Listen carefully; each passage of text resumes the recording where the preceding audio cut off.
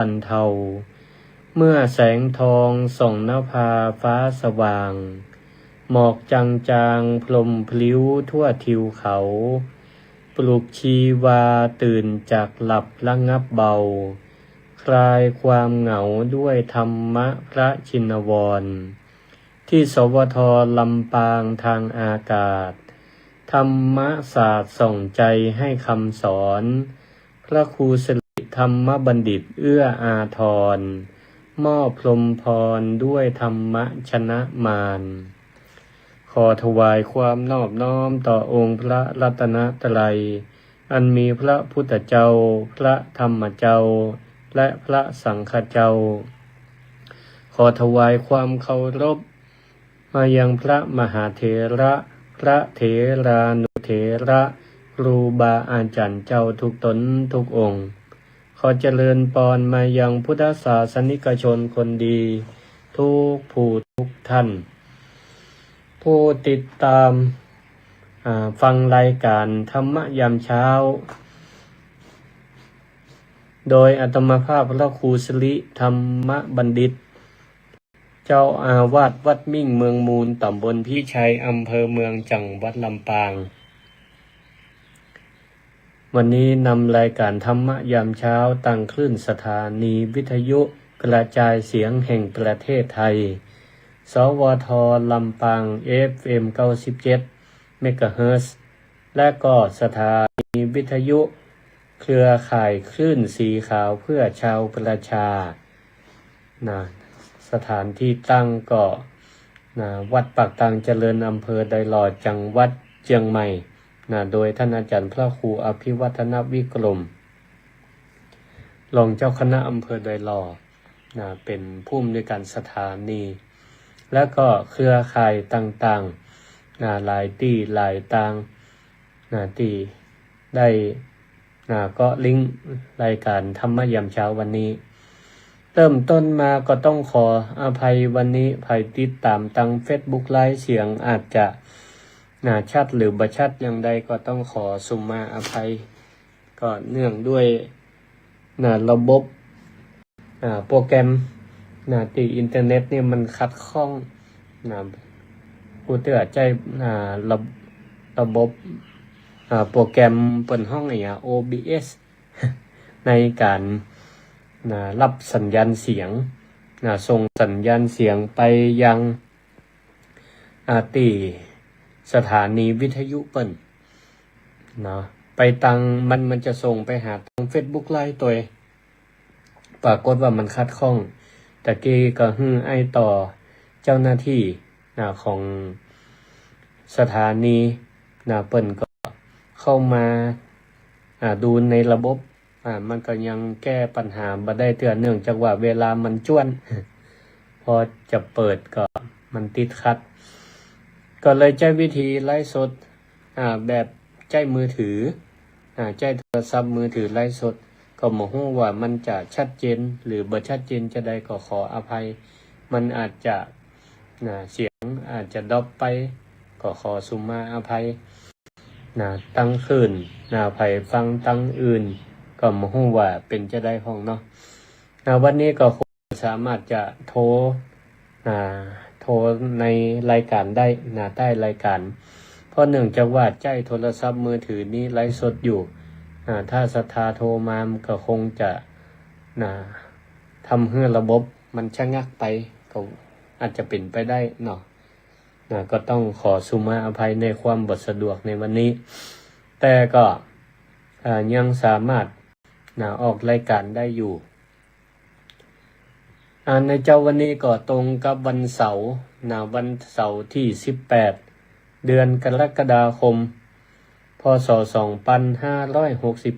2569ตื่นเจ้ามาวันนี้ก็อากาศดีบ่มีฟ้ามีฝนอันใดก็หลายมื้อหลายวันก็ฝนตกติดต่อกันหลายวันแต่ก็ดีอย่างตกหยุดอย่างนี้ก็ทำให้พื้นที่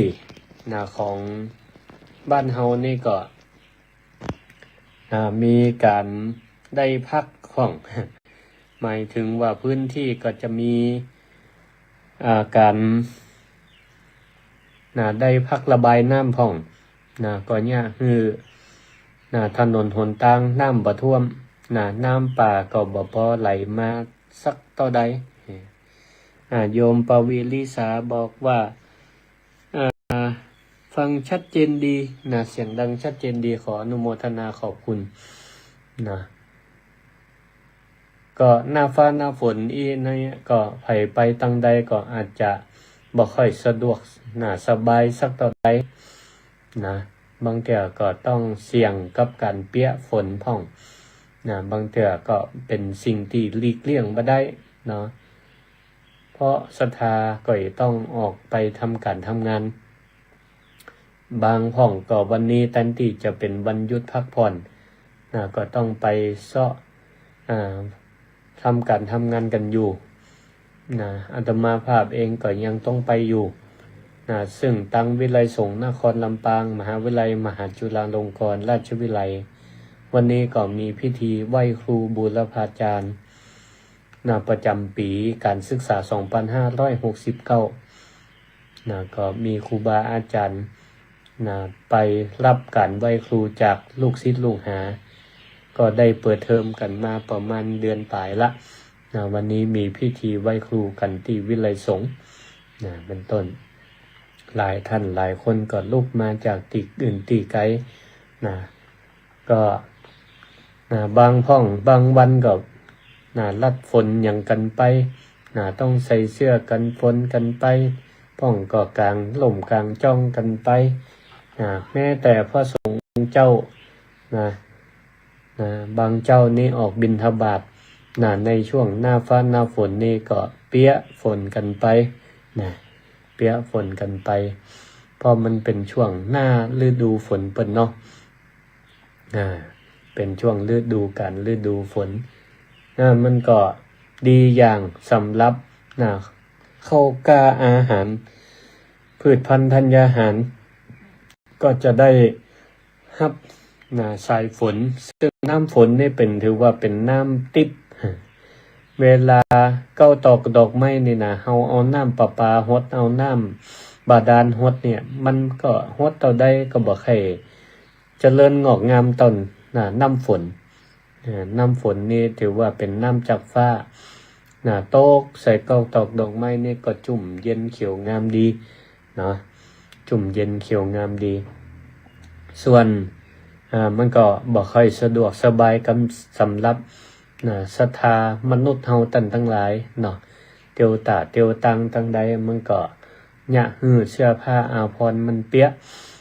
มันก็ถือว่าเป็นการทดสอบบททดสอบชีวิตบททดสอบจิตสำหรับเฮาก็ว่าได้บางเทื่อก็โดนฟ้าโดนฝนเสื้อผ้าเปียกทำให้เหม็นอับกาบางเทื่อก็ปาให้จิตใจเฮางุดงิดห้องสร้างความวุ่นวายใจให้เฮาง่ายบางคนก็ยืนรอรถข้างทางอยู่ดีๆรถบิ่งไกลไปลืมพอตั้งนอกครับก็โวยก็บ่โวยแต่ว่าไปย่ำใส่น้ำสะเด็นใส่เสื้อใส่ผ้าก็ป้าให้คนเปิ่นก็งุดงิดใจงุดงิดใจอันเนี้ยศรัทธาญาติโยมท่านสาธุชนทั้งหลายฝนตกใส่ร่างกายเฮานี่ก็ยังพอต้องหาล่มหาเสื้อกันฝนมาคุมมาบังร่างกายได้หรือว่ามันเปียกเฮาก็ยังฮู้จักเอามาซักให้มันแห้งเปลี่ยนเสื้อผ้าใส่ใหม่แต่ว่าความโกรธความงุดงิดใจความบ่พอใจถ้ามันโตกมันสาดใส่ใจเฮามาใดแล้วนี่มันก็ใจของเฮานี่มันก็แปดเปื้อนไปด้วยความงุดงิดความโกรธก็เปรียบเหมือนกับเชื้อราของหัวใจบางคนนี่โกรธข้ามวันข้ามคืนใจก็มันก็ บูดมันเน่ามันเหม็นอับไปด้วยกิเลสทั้งหลายเจ้าวันนี้ก็เลยเอาธรรมะโอสถยาดีจากพระธรรมคำสอนขององค์สมเด็จพระพุทธเจ้ามาหยอดใจใจยาใจให้กับศรัทธาญาติโยมท่านผู้ฟังทั้งหลายแต่ว่านี่พระครูสิริธรรมบัณฑิตก็ไปหาหมอเหมือนกันก็ได้หมอกระจายยามาให้เหมือนกันยาประจำลดน้ำตาลก็เนี่ยเราก็ต้องเปิ่งยาตั้งกายตั้งใจเป็นประจำเนาะศรัทธาญาติโยมทั้งหลายในช่วงนี้ก็เข้าบรรยากาศของเทศกาลเข้าพรรษาก็หน้าฟ้าหน้าฝนซึ่งก็เห็นบักกี้มือกี่วันก็จะถึงวันเข้าพรรษาแล้วศรัทธาก็จะพากันมาวัดมาวาในวันที่29เดือนกรกฎาคมเนาะก็ในช่วงเตรียมเข้าหน้าฝนเข้าพรรษาพ่องก็จะเตรียมผ้าอาบน้ำฝนพ่องก็เตรียมเตียนไปตาลวันนี้ก็เลยจะเกี่ยวกับการตาลผ้าอาบน้ำฝนก็ดีการตาลเตียนก็ดีว่ามันมีความ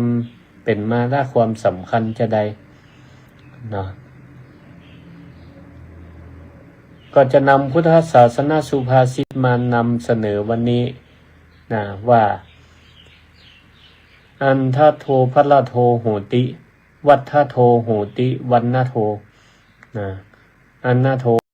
โหติวัฏโทโหติวันนาโทคือหมายความว่าผู้ให้ข้าวชื่อว่าให้กำลังผู้ให้ผ้าชื่อว่าให้วันนะคือผิวพรรณอันงดงามอันนี้ก็คือเป็นกรรมอนุโมทนาขององค์สมเด็จพระสัมมาสัมพุทธเจ้าที่ถ่ายทอดสอนพระสาวกทั้งหลายพระสาวกพระสงฆ์ก็เวลาจะอนุโมทนาฮื้อปอนก็จะได้บทนี้บุญใหญ่ในช่วงเข้าพรรษาที่ศรัทธาญาติโยมทั้งหลายนิยมทำกันมาตั้งแต่โบราณการเฮาใหญ่เกิดมาใหญ่มาเฮาก็หันว่าช่วงเข้าพรรษานี้ก็จะมีศรัทธานำวัตถุไตรยทาน2อย่างมาทานกู่กันเสมอนั่นก็คือการถวายผ้าอาบน้ำฝนการถวายเตียนพรรษาวันนี้ก็จะได้นำมามาจากันว่ามันมีความสำคัญจะใดเรื่องแรกนั้นผ้าอาบน้ำฝนศรัทธาญาติโยมเคยสงสัยก็ว่าจะได้ว่าการทำบุญด้วยการถวายผ้าถึงส่งผลให้เป็นคนมีผิวงามที่ว่าไปตะกี้นั่นอันนาโทพละโทโหติแปลว่าผู้ฮื้อผ้าจำชื่อว่าผู้ให้วรรณะซึ่งก็แล้วก็ เรื่องนี้นี่ก็บ่ใช่ว่าเป็นเรื่องงมงายพ่องก็ว่ามันจะเกี่ยวข้องกับตาลผ้าแล้วจะทำให้ผิวพรรณงามดีมีที่มาที่ไปอยู่ศรัทธาญาติโยมทั้งหลายในสมัยพุทธกาลนี่ที่ประเทศอินเดียโบราณสมัยก่อนนี่ผ้าผ่อนของพระสงฆ์นี่ผ้าสบงจีวรนี่เขียมพระสงฆ์นี่ใจผ้าละ1ผืนผ้าเป็นห้องผ้าไตรจีวรผ้าไตรนี้มีประกอบด้วยผ้าสังฆติผ้าปาดบ่าผ้าจีวรผ้าห่มส่วนผ้าสบงก็คือผ้านุ่งก็มีกันอย่างละคนละผืนเพราะสมัยก่อนนี่ผ้ามันหายากยิ่งเฉพาะผ้าจีวรเป็นผ้าผืนใหญ่กับผ้าสังฆตินี่การจะเอาผ้าผืนใหญ่มาได้ มันจะบ่มีขายตามตามกาดตามลีต่างๆก็ต้องอาศัยการนำเศษผ้าผืนใหญ่มาเย็บมาย้อมที่นี่ก็เมื่อพระสงฆ์สมัยก่อนก็มีนักเลยเพราะพระพุทธเจ้าพระองค์ไปเตศตังใดที่ใดก็มีคนศรัทธาเลื่อมใสเข้ามาบวชในบวรพระพุทธศาสนาเมื่อเหมือนบัดเดียวนี้จำนวนประชากรก็ลดลงละอ่อนเยาวชนนี่ก็เขียมครอบครัวไหนก็จะมีลูกเต้าเหล่าหลานเหี่ยสักคน2 คนบ่เหมือนสมัยแต่ก่อนแต่ก่อนนี่ลูกหลานเต้าหลายพ่อใหญ่มาแล้วเป็นละอ่อนพอใจก็ส่งไปบวชเฮียนศึกษาธรรมวินัยเป็นแม่ยิงก็อยู่บ้านอยู่จองสมัยก่อนอยู่ทำงานบ้านงานครัวเย็บปักถักร้อยว่าไปแต่ปัจจุบันนี้ตึงยิงตึงใจเขียมพอมีน้อยพ่อแม่เปิ้นก็ดูแลฟูมฟักเรียนหนังสือไปตั้งโลกไปเราอ่อนประใจก็บ่ค่อยมีมาบวชอย่างนี้สมัยก่อนนี่พระสงฆ์องค์เจ้านักเพราะฉะนั้นผ้านุ่งผ้าห่มก็มีจำนวนจำกัดศรัทธาก็นึกภาพเอาเนาะหนึ่งชุดต่อ1 รูปแล้วเวลาหน้าฟ้าหน้าฝนเนี่ยจะได้พระสงฆ์ก็ต้องพยายามรักษาผ้าไตรของตัวเก่าผ้านุ่งผ้าห่มให้มันอยู่เหมือนอุปสรรคของผ้าที่มันจะเก่าจะปุดนี่คือฝนถ้าฝนตกใส่มันผ้าเปียกมันก็มันเน่ามันเปื่อยเร็วเพราะฉะนั้นเปิ่นก็พยายามหลีกเลี่ยงกันเมื่อผ้านี่มันโดนฝนเวลาฝนตกมาทีนี่ก็พระพุทธเจ้าก็อนุญาตให้พระสงฆ์เนี่ยได้ไปอาบน้ำกลางใส่ฝนได้ให้ไปอาบน้ำฝนได้น้ำสมัยก่อนนี่ก็อินเดียประเทศเนี่ยเนาะน้ำก็เขียมบางพื้นที่น้ำก็เขียมเปิ้นถึงอนุญาตให้ภิกษุทั้งหลาย15 วันอาบน้ำเตือเนี่ยอาตมาก็ไปอ่านพระวินัยก็แปลกอกแปลกใจแต่พอได้มีโอกาสไปเรียนอยู่อินเดียถึงได้รู้ว่าเปิ้นว่าอนุญาตให้พระสงฆ์นี่อาบน้ำ15 วันอาบเตือก็ยังได้อยู่ก็เพราะว่าน้ำมันเขียม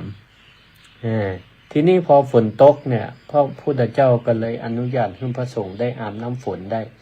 ที่นี่การอาบศรัทธาญาติโยมทั้งหลายเปิ้นก็ต้องจะได้สมัยก่อนก็ต้องถอดผ้าถอดครัวออกเปยกายไปอาบน้ำฝนกันที่นี้ก็มาถึงมหาอุบาสิกาคนหนึ่งชื่อว่านางวิสาขาอันนี้ศรัทธาคงได้ยินชื่อเสียงเรียงนามเปิ้นดีเป็นมหาอุบาสิกาที่มีทรัพย์มีเงินนักและก็เป็นคนมีปัญญาเป็นพระโสดาบันเมื่อตั้งแต่เป็นละอ่อน7 ขวบแล้วก็ศรัทธาตั้งมั่นในพระพุทธศาสนาเคารพในพระพุทธพระธรรมพระสงฆ์อย่างมั่นคงที่นี่ก็พระพุทธเจ้าประทับอยู่ในพระเชตวัน นางวิสาขาเนี่ยประกาศอยู่เมืองฮั่นพอดีก็ไปอุปถากไปบำรุงวัดวาอารามตลอดไปเวลาใดนี่ก็บ่ได้ขาดปกอาหารกันกินไปตัวไปเวลาแม่แรงก็เอานมเอาน้ำปันน้ำผึ้งน้ำอ้อยไปตัวนี่แม่เจ้ามาก็จัดดากับข้าวกระป๋าไว้ที่บ้านนิมนต์พระสงฆ์มาฉันทีนี้ก็วันหนึ่งนางวิสาขาก็จัดแจงกับข้าวกระป๋าไว้ที่บ้านก็เลยใจให้นางคนใจเนี่ยไปนิมนต์พระสงฆ์พร้อมทั้งพระพุทธเจ้ามาฉันพอนางทาสีคนใจนี่เข้าวัดไปก็ตกอกตกใจตกอกตกใจหันพระสงฆ์องค์เจ้าหัวล้น นะอาบน้ำกลางสายฝนโดยบ่มีผ้านะบ่นุ่งผ้าเลยนะนางทาสีคนใจนี่ก็ตกอกตกใจเพราะบ่เคยหันเนาะแล้วก็บ่หันบ่คิดว่าเป็นองค์พระสงฆ์องค์เจ้าก็เลยปีกไปบ้านไปบอกนางวิสาขาว่าโอ้บัดเดี๋ยวนี้บ่มีพระสงฆ์องค์เจ้าอยู่ในวัดสักตนสักองค์มีก็นักบวชอาชีวกคือนี่นักบวชนอกนิกายเนาะอาชีวกนี่นะคือโกนหัวเหมือนกันอาชีวกนี้บ่นุ่งผ้านุ่งขวาเปลือยกายนางทาสีก็เข้าใจว่าพระสงฆ์องค์เจ้าเป็นอาชีวกก็เลยบอกว่าพระสงฆ์บ่อยู่วัดมีแต่อาชีวกมาเล่นน้ำฝนนางวิสาขาเปิ้นก็เปิ้นฮู้ละเพราะเปิ้นมีปัญญาเปิ้นว่าก็คือพระสงฆ์นั่นแหละเนาะทีนี้ก็เปิ้นก็ด้วยความที่เป็นห่วงในอาจาระในภาพลักษณ์ของพระสงฆ์องค์เจ้าเปิ้นก็ฮู้ดีว่าพระสงฆ์องค์เจ้าเนี่ยพระสงฆ์องค์เจ้าเปิ้นมีผ้าจำกัดเวลาจะมาอาบน้ำเปิ้นก็จำเป็นจะต้องเก็บผ้าให้มันพ้นจากฝนก็เลยบอกคือนางทาสีเนี่ยไปนิมนต์ใหม่ว่าขอนิมนต์พระสงฆ์องค์เจ้าได้เวลาฉันภัตตาหารแล้วโปรดได้มาบ้านนางวิสาขาดังนั้นพระพุทธเจ้าก็เลยภิกษุทั้งหลายไปห้องพระสงฆ์องค์เจ้าเอาแล้วก็เตียวเข้าบ้านนางวิสาขาไปฉันในวันนั้นหลังจากฉันแล้วนางวิสาขาก็เลยขอพรก็เลยขอพรจากพระพุทธเจ้าพรมีทั้งหมดอยู่8ข้อด้วยกันพรนี้มีอยู่8ข้อในข้อที่1ก็คือขออนุญาตให้นางวิสาขาได้ถวายผ้าวัสสิกสาดกผ้าวัสสิกะแปลว่าสาดกแปลว่าผ้าวัสสิกะแปลว่าหน้าฝนก็คือผ้าอาบน้ำฝนนั่นเองเพิ่นเฮาผ้าวัสสิกะสาดกเวลาศรัทธาไปถวายผ้าอาบน้ำฝนเพิ่นก็จะได้กล่าวคำนี้วัสสิกะสาดกส่วนแห่ม7ข้อที่เหลือก็จะได้ให้ฟังว่ามันมีอย่างพ่องที่นางวิสาขาได้ขอนอกจากถวายผ้าวัสสิกะสาดกผ้าอาบน้ำฝนข้อที่2เพิ่นว่าขอได้ถวายอาหารแก่พระอาคันตุกะก็คือพระที่เปิ้นเพิ่งมาถึงจากทิศทั้งหลายข้อที่3ขอได้ถวายอาหารพระที่เตรียมตัวจะเดินทางไปที่อื่นอันนี้ขอได้อนุญาตให้ถวายข้อที่4ขอถวายอาหารแก่พระสงฆ์ที่อาพาธเจ็บไข้ได้ป่วยเพิ่นได้รับกรณีว่าพิเศษว่าบ่ต้องเตวบิณฑบาต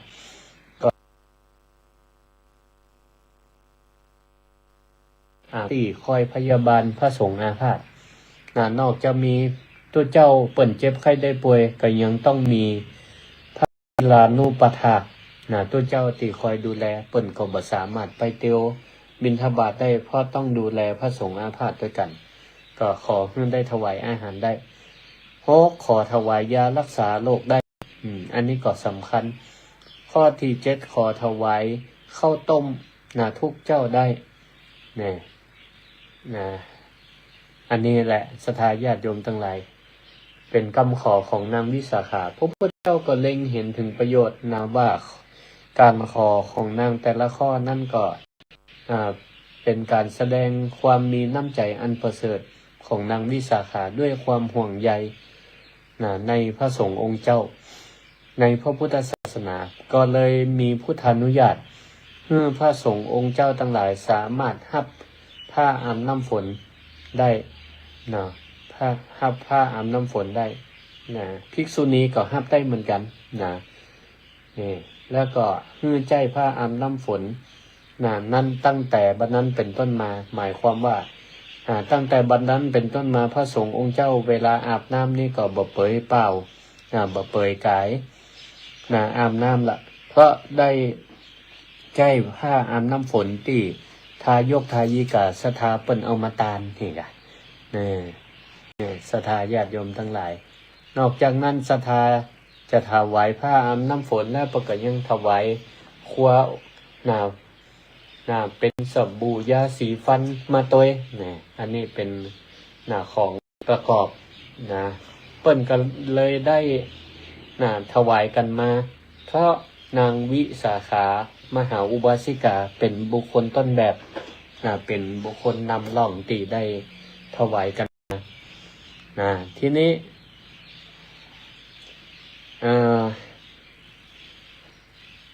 ก็ถามว่าแค่พระอาบน้ำฝนผุนเดียวนี่มันมีความสำคัญจะใดมันมีความสำคัญจะใดก็คือว่านางวิสาขานี่เปิ้นก็เปรียบเหมือนเป็นตัวแทนของความใส่ใจเป็นตัวแทนของวิริยะคือความเพียรคือปัญญาสังเกตเพราะถ้านางวิสาขาเนี่ยบ่ได้ทำบุญแบบรับหูรับตาบ่ได้ใจว่าเปิ้นหันเขาเอาผ้าไปตานก็ตานตัวโดยบ่ฮู้ความหมายแต่นางใช้ปัญญาในการสังเกตหันถึงความจำเป็นหันปัญหาที่มันเกิดขึ้นกับหมู่สงฆ์แล้วนางก็เลยลุกขึ้นมาแก้ไขปัญหาการถวายผ้าอาบน้ำฝนนี้ก็เลยเป็นการถวายความเป็นสมณะสารูป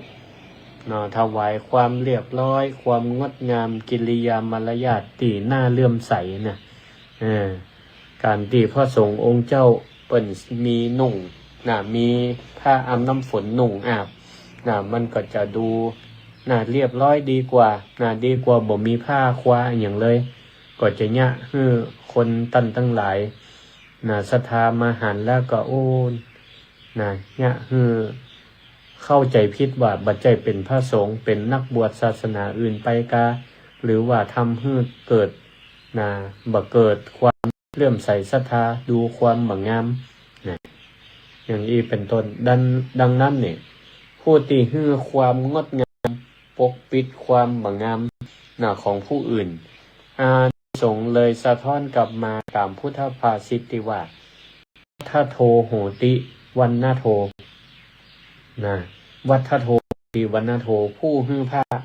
ชื่อว่าฮื้อวันนะผู้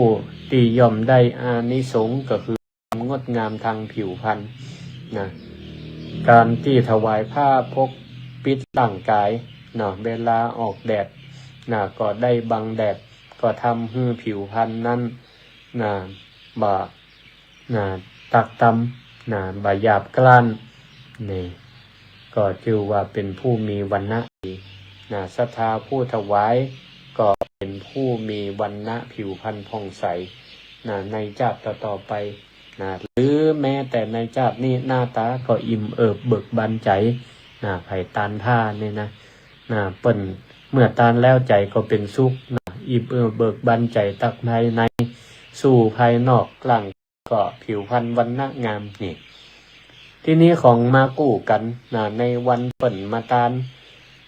เราก็จะหันในปัจจุบันมีทั้งผ้าอาบน้ำฝนตานและก็เตียนเลยเตียนพรรษาความเป็นมาของเตียนพรรษานั้นมันก็เกิดจากความจำเป็นในสมัยก่อนเหมือนกันสมัยก่อนนี่วัดวาอารามบ่มีไฟฟ้าใช้เหมือนปัจจุบันเมื่อถึงเข้าฤดูกาลเข้าพรรษาพระสงฆ์องค์เจ้าก็ต้องก็ต้องจำพรรษาอยู่จำพรรษาเป็นเวลา3 เดือนกิจวัตรของเปิ้นก็มีเป็นต้นว่าทำวัดสวดมนต์เจ้าแรงต้องศึกษาเล่าเรียนพระธรรมวินัยต้องท่องจำบทสวดต่างๆในเวลาค่ำเวลากลางคืนศรัทธาญาติโยมก็ลองนึกพอว่าเมื่อคืนมืดสนิทฝนก็ตกพระก็จะอ่านหนังสือธรรมะได้จะใดศรัทธาในสมัยก่อนก็มีใจบุญใจกุศลกันเลยพ พร้อมใจกันเอาไข่ไข่งัวพ่องขี้ผึ้งพ่องมาหล่อหลอมรวมกันให้มันเป็นเตียนเล่มใหญ่เล่มน้อยก็มาถวายไหว้วัดเพื่อพระสงฆ์องค์เจ้าได้จุดได้ตามสามารถสร้างความสว่างไสวได้อ่านหนังสือหนังหาศึกษาพระธรรมวินัยได้ใจทำวัดสวดมนต์เจ้าแรงได้นี่ก็เลยมีประเพณีการตานเตียนพรรษากันมาจนถึงทุกวันนี้แต่ว่ายุคสมัยมันก็เปลี่ยนไปเนาะศรัทธาญาติโยมทั้งหลายบางพ่องก็ว่าหันว่าเตียนนี่บเดียวนี่ก็เอาไว้ใจสำหรับตามปูจาทำวัดสวดมนต์อันละก็ถามว่ามันจำเป็นก็ยังจำเป็นอยู่เวลาพระสงฆ์องค์เจ้าจะทำวัดสวดมนต์ตามเตียนปูจาพระธรรมวินัยคำสอนของพระพุทธเจ้าเวลาศรัทธาญาติโยมได้ตานเตียนไปแล้วพระสงฆ์ก็เอาไปตามปูจาศรัทธาก็จิวว่าได้บุญกุศลไปตัวบ่สามารถจะไปจุดมาติวัดทุกวันได้ก็เลยถวายไหว้กับวัดกับวาเปิ่นเอาไหว้ตามปูจากันไปบางพ่องบางคนเปิ่นก็มาถามพระอาจารย์ว่าพระอาจารย์ครับในสมัยนี้วัดเปิ่นมีหลอดไฟฟ้าใจมีหลอดไฟ LED มีแผงโซล่าร์เซลล์ถามว่าผมบ่ซื้อเตียนตานได้ก่อนสามารถตานเป็นหลอดไฟฟ้าหรือตานไฟโซล่าร์เซลล์ได้ก่อนตานแผงโซล่าร์เซลล์ติดหลังคาวัดได้ก่อนได้ตึงบุญได้วัดก็ประหยัดไฟตัวก็เป็นไอเดียดีๆบัดเดียวก็เริ่มมีกันแล้วเนาะ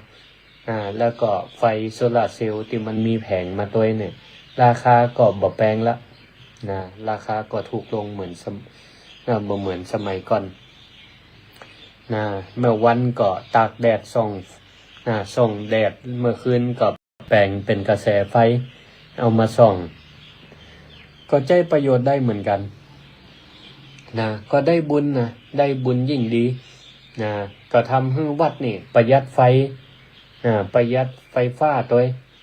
บ่ต้องใช้กระแสไฟถึงวันนี้วัดมิ่งเมืองมูลนี่ก็เนี่ยจะทุกปีก่อนเข้าพรรษาเชิญชวนศรัทธาญาติโยมไผจะตานไฟโซลาร์เซลล์ก็เอามาตานได้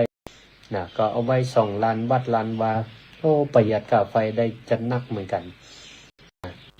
นี่อันนี้ถือว่าเป็นการถวายแสงสว่างถวายแสงสว่างแต่ถวายเตียนพรรษาเพื่ออำนวยความสะดวกพระสงฆ์ได้ประกอบกิจวัตรประกอบศาสนกิจได้ศาสนาพุทธของเราถือว่าเป็นศาสนาแห่งปัญญามีการยืดหยุ่นและตัวได้ตามกาลเวลาผ้าอาบน้ำฝนก็เหมือนกันมาเดียวมันก็มีซื้อขายกันได้เปิ่นก็เอามาตานเวลาตานผ้าเนี่ยก็เลือกตานผ้าน้อยหนึ่ง ใจผ้าเนื้อดีน้อยหนึ่งเนาะถ้าผ้าบางคนก็เน้นราคาถูกเกินไปก็จะได้ผ้าที่มันคุณภาพบ่ค่อยดีเท่าใดมันก็บ่สะดวกที่จะมาใจ บางทีผ้าราคาถูกผ้ามันก็จะบางห่างใส่ก็บ่ใส่เนี่ยมันก็มีค่าเท่ากันอันนี้ก็เป็นเก็ตความรู้เล็กๆน้อยๆคือกับศรัทธาญาติโยมตั้งสาธุชนทั้งหลายยุคสมัยนี้วัดวารามก็เปลี่ยนไปใจไฟฟ้าเขาก็ประยุกต์ถวายหลอดไฟก็เป็นการประหยัดพลังงานถวายไฟฉายก็ถวายโซลาร์เซลล์ก็ถือว่าเป็นการปรับยุคสมัยให้มันเข้ากับสถานการณ์การถวายทานก็เหมือนกันปรับให้มันเข้าสถานการณ์ก็ล้วนแต่ได้อานิสงส์ทั้งนั้นได้อานิสงส์ทั้งนั้นทีนี้ศรัทธาญาติโยมตั้งสาธุชนทั้งหลายก็ลองมาเปรียบเทียบ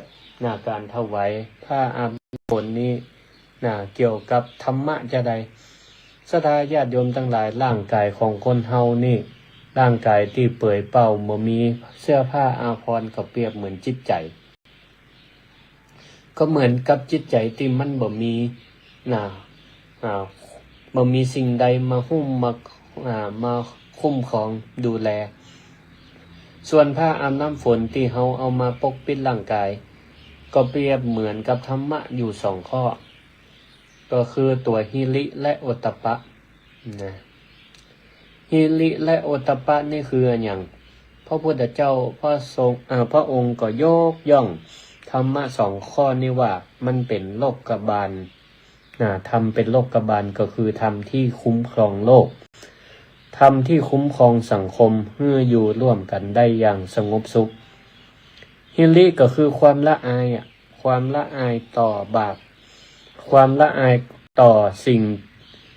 ความชั่วก็เปรียบเหมือนกับ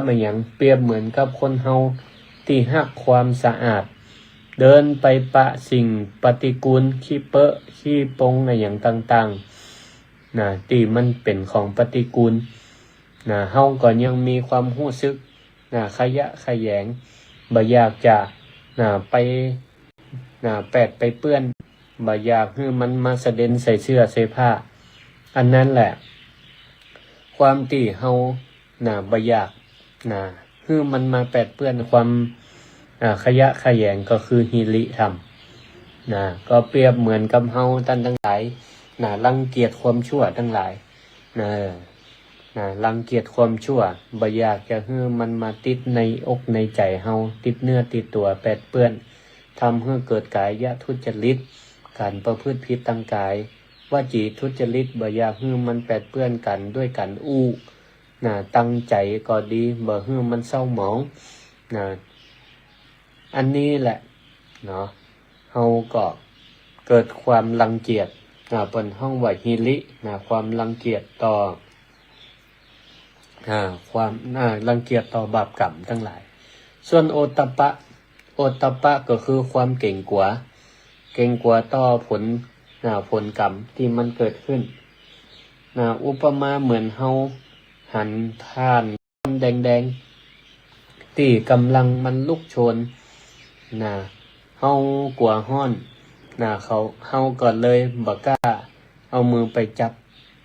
คนที่มีโอตตัปปะธรรมก็จะกลัวว่าถ้าเฮาไปด่าเขาก็ต้องด่าปิกหรือเฮาไปโกงเปิ้นก็จะแจ้งจับเฮา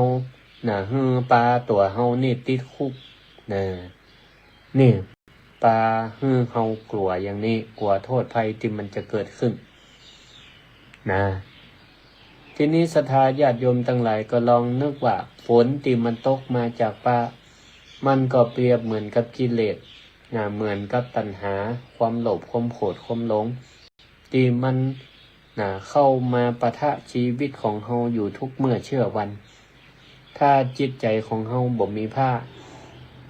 คือความละอายความเก่งกลัวต่อบาปกรรมที่มาปกปิดไว้จิตใจของเฮามันก็เปยเปล่าน่าเกลียดน่าจังแล้วพอเฮาโดนพายุกิเลสซัดเฮาก็เสี่ยงมีโอกาสทำความชั่วได้ง่ายขึ้นความหนาวสั่นเจ็บป่วยตั้งใจมันก็เกิดขึ้นง่ายสังคมทุกวันนี้มีความวุ่นวายทะเลาะเบาแบ่งกันแย่งชิงดีชิงเด่นกันฆ่ากันพ่องโกงกันพ่องด่ากันพ่องก็เพราะคนเฮานั่นก็คือปล่อยใจให้มันเปล่าโดยบ่มีธรรมะมาหุ้มมาคุ้มครองมัน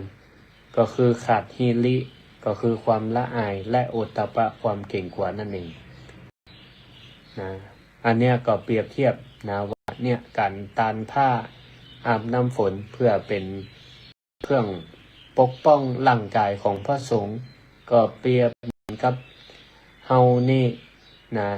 สร้างภูมิคุ้มกันให้กับใจสร้างภูมิคุ้มกันให้กับใจของเฮาโดยมีก็คือความหิริ โอตตัปปะความเกรงกลัวก็เปรียบเหมือนกับผ้าอาบน้ำฝนนั่นเองต่อไปเตียนพรรษานี่เฮาก็จะเปรียบเหมือนกับอย่างแสงสว่างเนาะ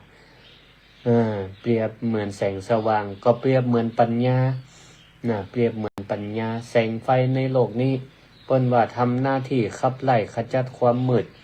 ในเวลายามค่ำยามคืนมันสว่างได้ฉันใดแสงสว่างแห่งธรรมะก็คือปัญญาก็ทำหน้าที่ขับไล่ความมืดบอดความบ่ฮู้คือหรืออวิชชามันออกไปจากจิตจากใจได้เพราะฉะนั้นอานิสงส์ของการถวายแสงสว่างโบราณเปิ่นเลยเชื่อว่าการทำ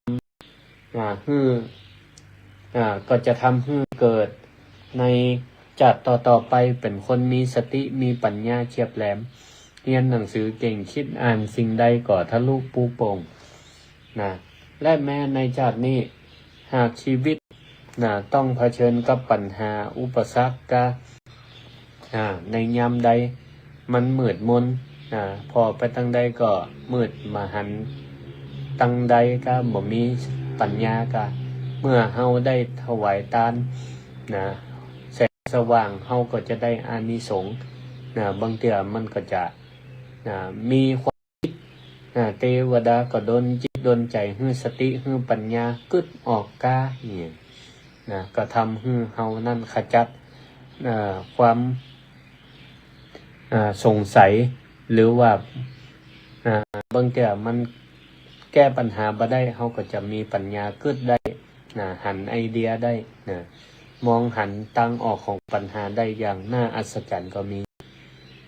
อู้ถึงเรื่องการรักษาใจนี่ก็มีนิทานเซนเรื่องหนึ่งนายทาโร่นี่เป็นคนที่ขี้งุนงิดขี้งุดงิดโมโหแต่ก็เป็นคนหุ่มไปวัดไปวาไปทำบุญก็นี่เวลาแกงุนงิดใจนี่ก็ขึ้นไปบนเขาละเอาผ้าเอาข้าวสารผ้าอาบน้ำฝนเอาเทียนไปถวายพระอาจารย์อยู่ทีนี้ก็พอปิกมาถึงบ้านก็ยังทะเลาะเบาะแว้งกับภรรยากับลูกกับเต้ากับเปื่อนบ้านเปื่อนจองอยู่ตลอดเวลาชีวิตก็บ่มีความสุขวันหนึ่งเขาก็เลยขึ้นไปหาพระอาจารย์แล้วก็เลยจมด้วยความน่าอกหม่องใจว่าท่านอาจารย์จะได้ว่าผมทำบุญถวายทานมาก่อนนักถวายเตียนแสงสว่างก่อนนักแต่จะได้ว่าชีวิตของผมนี่ก็ยังมืดมนอยู่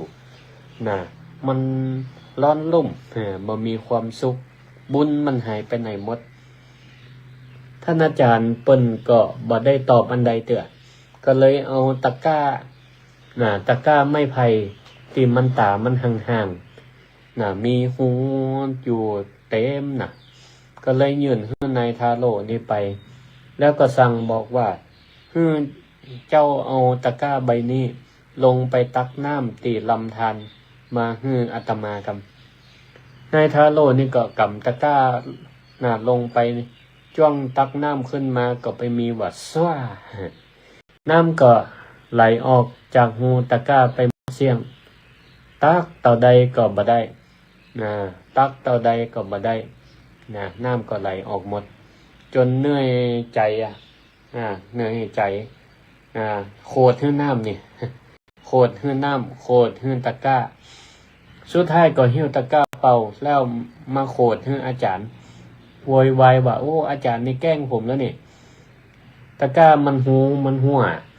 ตักน้ำเต่าใดมันก็บ่พอบอดได้อาจารย์ยิ้มอย่างเมตตาแล้วก็สอนว่าทาโร่การทำบุญถวายทานของเธอเนี่ยมันก็เหมือนกับการตักน้ำนี่แหละน้ำคือบุญกุศลน้ำคือความเย็นอกเย็นใจแต่ที่เธอเนี่ยบ่มีความสุขก็เพราะอันยังก็เพราะว่าตะกร้าใจของเธอเนี่ยมันหัว มันมีหูอยู่หูหัวนั่นคืออะไรอย่างอ่ะก็คือความโกรธความงดงิดใจความอิจฉาริษยาเจ้า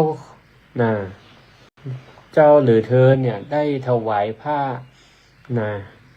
แก่พระสงฆ์แล้วแต่เธอบ่เคยเอาผ้าแห่งการให้อภัยมาเจ็ดใจของตัวเก่าเจ้าถวายเตียนแสงสว่างกับวัดกวาแต่เจ้าบ่เคยจุดเตียนแห่งสติในใจของตัวเก่าความโกรธความห้อนมันก็เลยไหลหัวไปตามหูหัว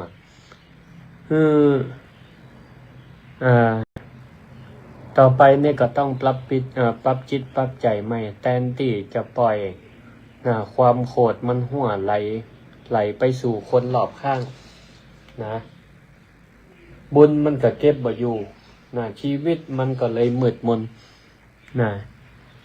ต่อไปเธอก็ต้องอุดหูหัวตั้งหลายทำตะกร้าให้มันเป็นตะกร้าที่สามารถตักน้ำได้ความจุ่มเย็นใจมันก็จะกลับขึ้นมาได้นี่ศรัทธาญาติโยมตั้นสาธุชนทั้งหลาย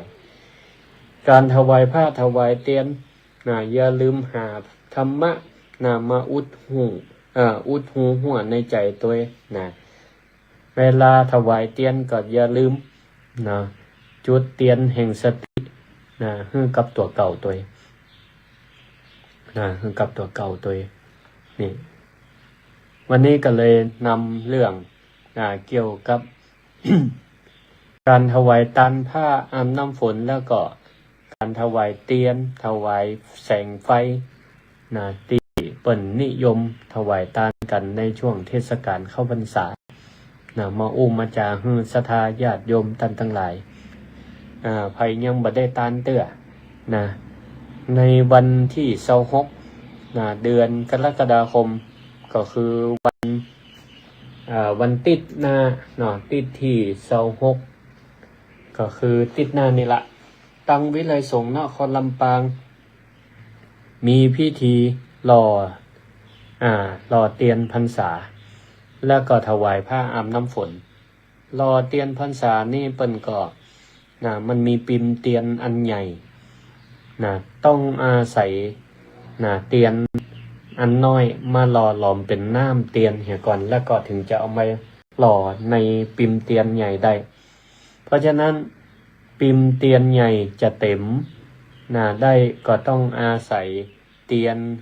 เศษเตียนน้อยๆมารวมกันเตียนน้อยๆนี่แผ่นเตียนนี่ก็ตั้งวิไลสงฆ์มีบริการศรัทธาญาติโยมทั้งหลายเชิญไปร่วมกันได้เพื่อรักษาประเพณีวัฒนธรรมเอาไว้และก็มันแฝงไปด้วยคติสอนใจที่อาตมาได้ได้จ่าไปเบื้องต้นแล้วก็ไปร่วมถวายผ้าอาบน้ำฝนแด่พระนิสิตครูบาอาจารย์ที่เป็นพระสงฆ์มีเป็นร้อยพระนิสิตนี่เป็นร้อยปลายไปถวายทานกันได้ร่วมทำบุญกันคนละผืน2ผืนถวายพระสงฆ์เป็นได้มีผ้าอาบน้ำฝนเหมือนกับติวิสาขาเป็นได้ทานผ้าอาบน้ำฝนเป็นปฐมฤกษ์เอาท่านทั้งหลายลูกหลานนางวิสาขาก็ปากันรักษาประเพณีวัฒนธรรมเอาไว้ผ้า3ผืนที่อาตมาอยากจะฝากไว้ให้ศรัทธาได้ไปประยุกต์ใช้ในชีวิตประจำวันผ้า3ผืนกับเตียน1เล่มมีไว้ประจำบ้านไว้ตาลแล้วก็ต้องมีไว้ประจำบ้านผ้า3ผืนนี่ก็คืออย่าง1ผ้าเย็นตาลเพื่อพระสงฆ์แล้วก็ต้องมีผ้าในบ้านตัวผ้าเย็นพ่องกับว่ามีในตู้เย็นหลายผืนผ้าเย็นในที่นี้ก็หมายถึงว่าปิยวาจาก็คือการจาฮือกันคนเริ่มจากในบ้านในจองก่อนกับสามีภรรยากับลูกกับหลานกับปอกกับแม่กับปี่กับน้องเปื่อนสนิทมิตรสหายด้วยความหนุ่มนวลอ่อนหวานวาจาไพเราะมันก็จะสามารถดับฮ้อน ของทุกคนในครอบครัวได้นะสามีเหนื่อยล้ามาภรรยาก็อู้ดีเพื่อเป็นน้ำติบชะลมใจได้สองผ้าซับน้ำตาผ้าซับน้ำตาคือหมายความว่าใดก็คือความกรุณาความหันอกหันใจกันนะมันมีสิ่งใดจะตอบประโลมใจได้เท่ากับการแสดงออกซึ่งความเอ็นดูสงสารกันคนรอบข้างถ้าเปิ่นมีความทุกข์เฮาก็เข้าไปปลอบไปโยนคอยเป็นที่ปรึกษาเป็นเพื่อนให้คำแนะนำกันปลอบโยนกันได้คนเฮาบางทีช่วยอย่างกันบ่ได้แต่ว่าช่วยปลอบใจกันได้เป็นกำลังใจกันก็ยังดีต่อไปผ้าผืนที่3ก็คือผ้าปิดปากหมายความว่าได้สัมมาวาจาก็คือการบันินทาว่าไล่บ่อู้จุหลอกไผอู้แต่กำจริงโดยเฉพาะเวลางุดงิดเนี่ยห้ามด่ากันห้ามปิดวาจาเอาไว้ใช้ผ้าปิดปากเอาไว้บาปกรรมมันจะได้บัดต่อยอดมันจะได้บัดเสด็จออกมาแล้วก็มีเตียน1เล่มหมายความว่าเตียนเล่มนี้ก็คือสติมันจุดเตียนคือสติเอาไว้ไว้ในใจตลอดเวลาเพื่อส่องหันอารมณ์หันอารมณ์ตัวเก่าเวลาโขดมานี่เตียนคือสติเนี่ยส่องมาหันละอันนี้ตัวความโลภความโกรธเนี่ยกำลังลอยออกมาละพยายามดักจับมันไว้แล้วก็ดับให้มันหายไปได้แต่เอาบ่ลืมบ่ละในการจุดเตือนสติเอาไว้ถ้ามันเฮาบ่ได้จุดเนี่ยใจมันก็มืดบอดก็ยากความโลภความโกรธความหลงเนี่ยมันครอบงำจิตใจเฮาได้วันนี้ก็คงบ่สามารถที่จะเปิดสายให้ศรัทธาโทรเข้ามาได้เนื่องจากว่าตอนนี้ได้เปิด Facebook ไลฟ์ได้ไลฟ์สดออกทางFacebook ซึ่งมันเชื่อมกับมือถือเนาะกูเตือนนี่เอาออกคอมพิวเตอร์ก็เลยเปิดสายครับโทรจากศรัทธาญาติโยมได้ก็อนุโมทนาขอบคุณทุกกำลังใจที่ศรัทธาโทรบัดได้โทรแต่ว่าก็ฟังอยู่ก็ขอบคุณศรัทธาญาติโยมตั้งหลายแล้วก็ติดตามรับฟังทาง Facebook ไลฟ์มาก็มีหลายผู้หลายท่านโยมปวีลิสาโยมสลิมทิพย์โยมสง่าโยมหลายท่านก็ขออนุโมทนาตังสถานีวิทยุเฟซบุ๊กของอันอย่างก็สถานีวิทยุกรมประชาสัมพันธ์สวทกรมประชาสัมพันธ์จังหวัดลำปางก็มีติดตามรับฟังหลายผู้หลายท่านก็ขออนุโมทนาศรัทธาญาติโยมเอาละเวลาหมดเวลาขอลวดลาศรัทธาไว้เพียงเท่าอี้ขอให้มีสุขภาพแข็งแรงอายุวัน